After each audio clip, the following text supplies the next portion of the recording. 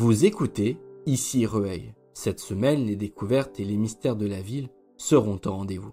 Un peu d'histoire, de culture, bienvenue à notre rubrique Au fil de l'histoire. Architecte et décorateur de la première moitié du XXe siècle, Pierre Patou s'est forgé au fil de sa longue carrière une réputation qui l'a amené à travailler sur des résidences, des établissements, des navires et même une ville. Retour aujourd'hui sur la vie et l'œuvre d'un Ruellois talentueux, figure de proue du style paquebot.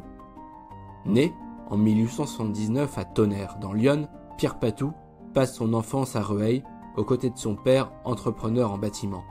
Très tôt, il se passionne pour les volumes, la lumière, les lignes. À 18 ans, il choisit sa voie, ce sera l'architecture.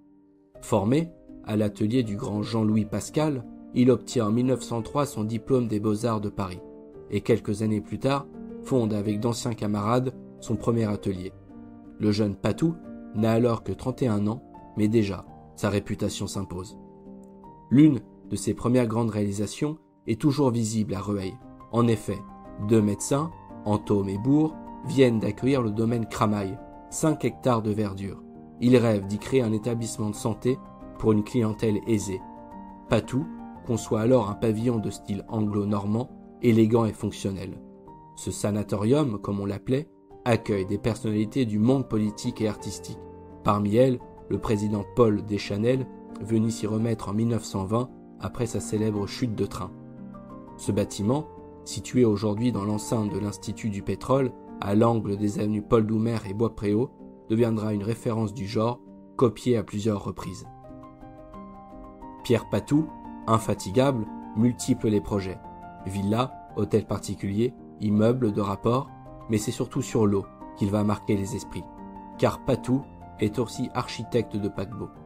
D'Île-de-France, l'Atlantique, le mythique Normandie, sur ces géants des mers, il signe des décors somptueux aux lignes courbes et fluides. Ses créations inspireront le style paquebot, symbole du modernisme français des années 1930. Mélange d'élégance, d'audace et de raffinement. On lui doit aussi plusieurs pavillons d'exposition.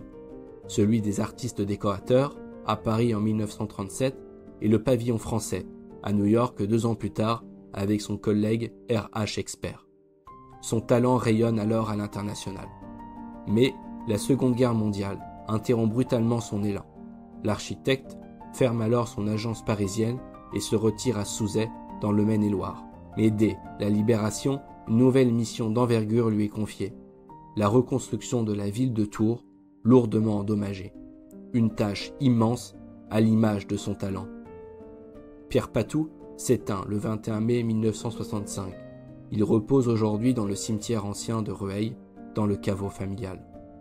Un créateur ruellois libre, moderne, visionnaire, qui a contribué sans bruit à façonner le visage de l'architecture française du XXe siècle.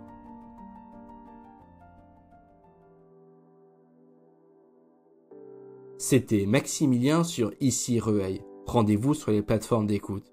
Et n'oubliez pas de vous abonner. À la semaine prochaine pour un nouvel épisode.